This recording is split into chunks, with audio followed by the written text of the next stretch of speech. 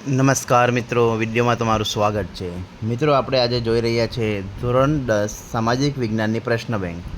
તારીખ છે 22/8/24 અને પ્રકરણ છે 3, 4, 9 અને 10। પ્રશ્ન બેંક 2 છે। તો મિત્રો, એનું સંપૂર્ણ સોલ્યુશન જોવા પહેલાં મિત્રો, તમે મારી ચેનલ પર નવા હોય તો ચેનલને સબસ્ક્રાઈબ કરો, શેર કરો અને બેલ આઇકનને પ્રેસ કરો અને તમારા મિત્રોને પણ શેર કરો। તો આપણે જોઈએ સોલ્યુશન। વિભાગ એ। તો મિત્રો, વિભાગ એમાં આવશે જોડકું આવશે। શું આવશે? જોડકું। જોડકું માટે તમને 2 પ્રશ્નો પૂછવામાં આવશે। તો એમાં જુઓ, ઋગ્વેદની ઋચાઓ શું છે? ઋગ્વેદની ઋચાઓ, ઉપનિષદની સંખ્યા, મહાભારતના શ્લોક, ઋષિઓની ભાષા, બૌદ્ધ સાહિત્યની ભાષા, દિલ્હીના સુલતાનોની ભાષા, રાજભાષા મિત્રો, મધ્યયુગોમાં જન્મેલી ભાષા, ત્યાર પછી દ્રવિડ કુળની સૌથી જૂની ભાષા। તો મિત્રો, આ છે જોડકું।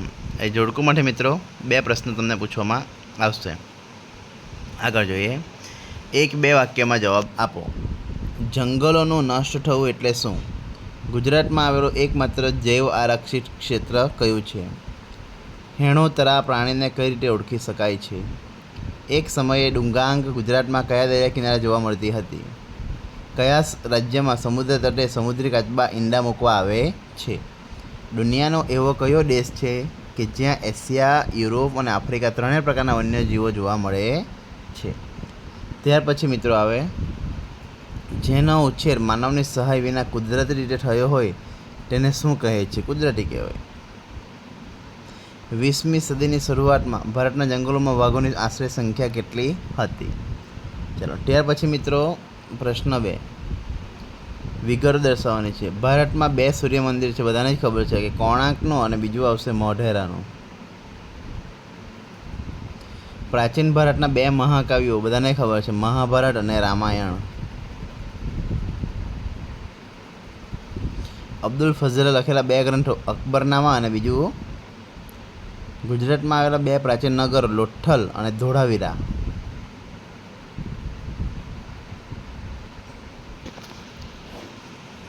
આગળ ખાલી જગ્યા છે મિત્રો। લોથલ અમદાવાદ જિલ્લાના ધોળકા તાલુકામાં આવેલ છે। જે ધોળકા તાલુકામાં ભોગાવ અને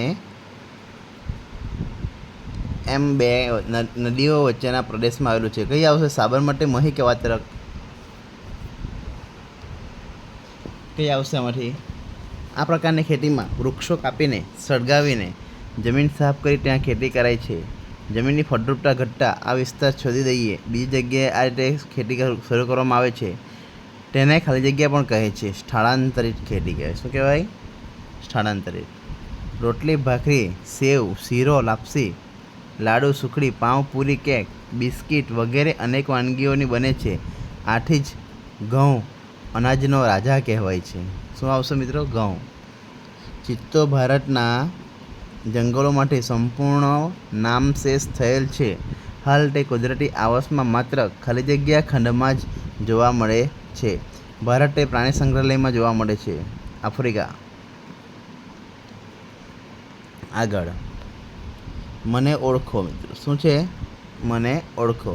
અહીં વૃક્ષોને હાનિ પહોંચ્યા સિવાય લાકડા વીણવાની અને પશુને ચરાવવાની સ્થાનિક લોકોની છૂટ હોય છે। મને કુદરતનો સફાઈ કામદાર કહે છે। ચાલો, ત્યાર પછી સંકલ્પના। અભયારણ્ય વિશે તમારે ટૂંકી માહિતી આપવાની છે, એટલે કે વ્યાખ્યા આપવાની। પરિચય આપો। લાલ પાંડા। ગુજરાતમાં આવેલા મુખ્ય જૈન મંદિરોની યાદી બનાવો। ગુજરાતમાં આવેલા મિત્રો। 5 ખંભાળિયા ગુફા વિશે માહિતી આપો। 6 ગુજરાતમાં આવેલી મુખ્ય વાવો કઈ છે? રાણકી વાવ, અડાલજની વાવ, બરાબર। કાંચી, થંજાવુર, મદુરાઈ અને આબુમાં કયા કયા મંદિરો આવેલા છે? ગુજરાતની શિલ્પ સ્થાપત્ય કલામાં કઈ બાબતોનો સમાવેશ થાય છે? શિલ્પ સ્થાપત્ય છે મિત્રો। ત્યાર પછી કયા કવિ અને લેખકોએ ગુજરાતી ભાષા સાહિત્યના વારસાને સમૃદ્ધ બનાવ્યો છે? 10મો, નીચેનામાંથી અમીર ખુસરોની કૃતિ કઈ કઈ છે શોધીને લખો. ટુઝુ કે બાબરી, નૂર, રામચરિતમાનસ, આસિકા, સિપીહર, દરબારી અકબરી, કિરાતુલ સદાયન કે પદ્માવત. આગળ વિભાગ સી આવે છે. નીચે આપેલા 1 થી 10 પ્રશ્નોમાંથી 3 પ્રશ્નોના આશરે મુદ્દાસર જવાબ લખવાના છે મિત્રો. મુદ્દાસર એટલે મોટા લાંબા પ્રશ્નો. નીચેનું ચિત્ર જોઈને તેના આધારે પ્રશ્નનો જવાબ આપો. આ ચિત્ર કયા સ્થાપત્ય સાથે જોડાયેલ છે? આ સ્થાપત્ય ક્યાં આવેલું છે? અશોક ચક્ર છે મિત્રો. આ અશોક સ્તંભ છે.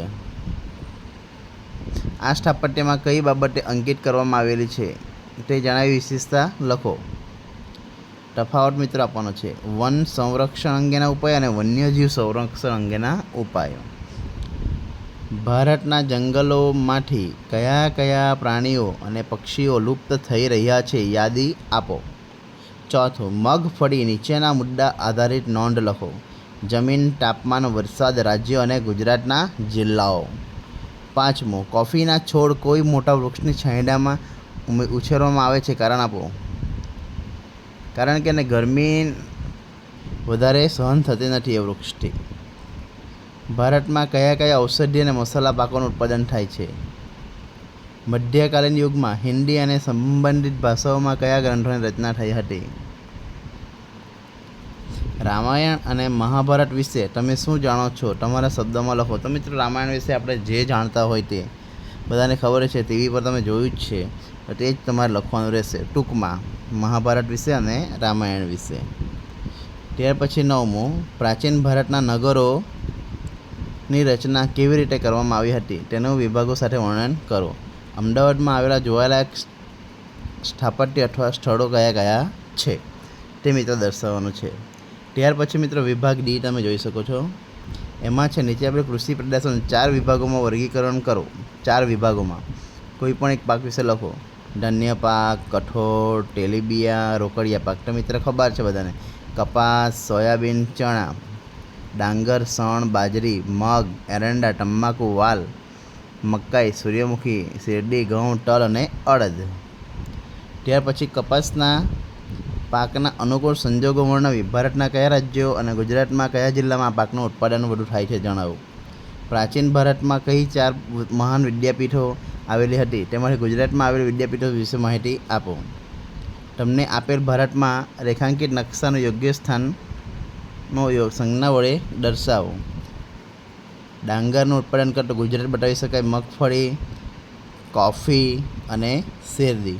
તો મિત્રો ચેનલ પર તમે ચેનલને હજી પણ સબસ્ક્રાઈબ ના કરી હોય તો કરી દેજો, કારણ કે નેક્સ્ટ વિડીયોમાં આનું સંપૂર્ણ સોલ્યુશન આવશે. તો મિત્રો વિડીયોને પણ લાઈક કરવાનું ભૂલતા નહીં. Thank you.